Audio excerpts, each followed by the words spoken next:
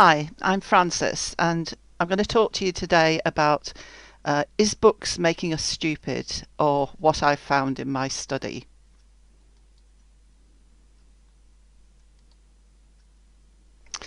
So, on this course, RISO 14, for week 4, Dave Cormier set us the task of answering the question, is books making us stupid? And I struggled against this, argued about it, but in the end, as I'm someone who had conscientious written on my school reports frequently, I just decided to get on with it and do it. So here we are. In the last 2 weeks, my husband and I have been clearing books out of our study to make more room. We took 7 boxes to the charity shop, and it was really interesting working out which ones to keep. So I decided that the task that Dave Cormier had set us was really about textbooks rather than all sorts of other books like literature, poetry, philosophy, whatever. When I looked in my study, I couldn't find any textbooks, but thanks to Google, I did manage to find an image of a textbook that I used in my short and not particularly glorious career as a school teacher of mathematics in an 11 to 18 school in West Lancashire in the late 1970s.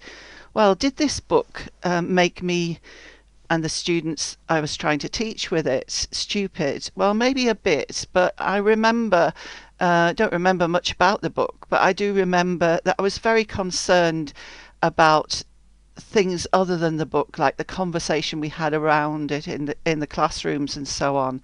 I was a brand new teacher. I wasn't going to challenge the system that said I had to use a textbook, but I was very concerned about what happened in the classroom. And in trying to think about that and make things better in a practical sense, I turned to a book that had been not actually directly taught on my postgraduate certificate in education course, but it's certainly been on the reading list and I'd used it in assignments. It's a great little book. It's by John Holt, Lost for Words, and just as applicable today, I'm sure, as it was then. And if I look closely at the book, I can see the annotation that I added to it, not actually at the time I was doing the PG Cert or in my first year teaching, but 15 years later when I was teaching in higher education, I still came back to that book. So, this is a book, but it's not really a textbook, but it helped me, I think, become less stupid. As I was clearing out the study, I found some books that were bought second hand by my father in the 1930s in second hand markets in Salford in the northwest of England, where he lived. He was born in 1909 and he was considered the really lucky one in his family because he got to stay on at school till he was 16, whereas his brother and sister had to leave at 14. The Old Testament, or part of it I should say, I found that he obviously had. I don't know exactly what he did with it, but did it make him stupid? I don't think so. He was a very questioning person. Other books that I have left are books that in German, which quite interested me. He bought books in many different languages. I remember them being in the house as a child, but and at the time he bought those books, he couldn't speak them. I don't think he ever actually learned German. So he read all through his life, but once the madness of World War II was over and bringing up a family, once things calmed down, he did actually learn French and Spanish in the 1960s. And then was able to read some of those books that he had bought 30 years previously but not been able to read.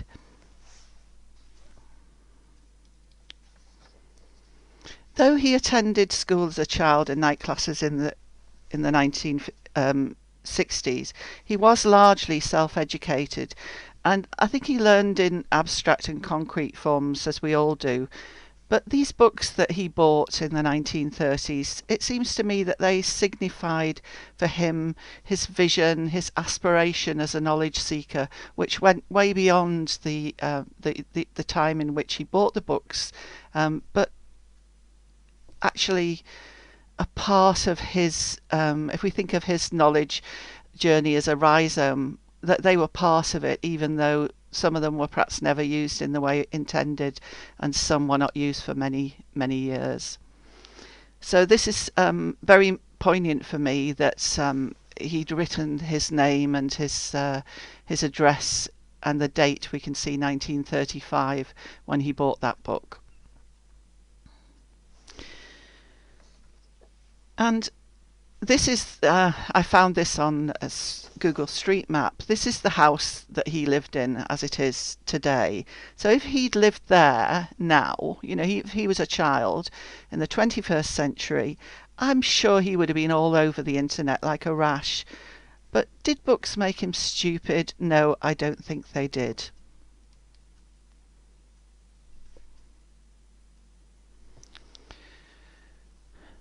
And we haven't even looked at all the other sorts of books there are, like novels and poetry books and so on. But let's use one last example.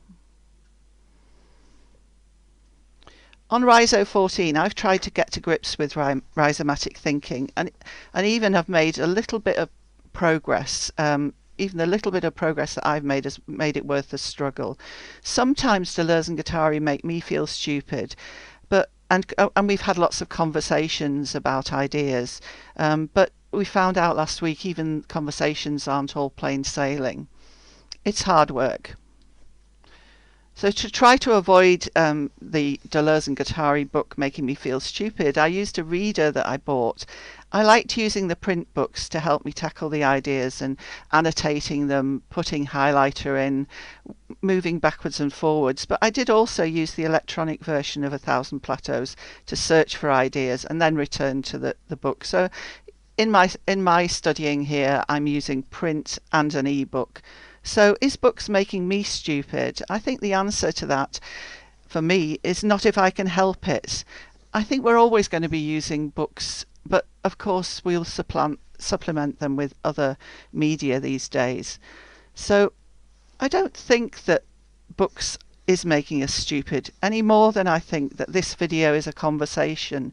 But we can have conversations around reified objects like print books and video, and I really hope that you will converse with me where I publish this video at my blog.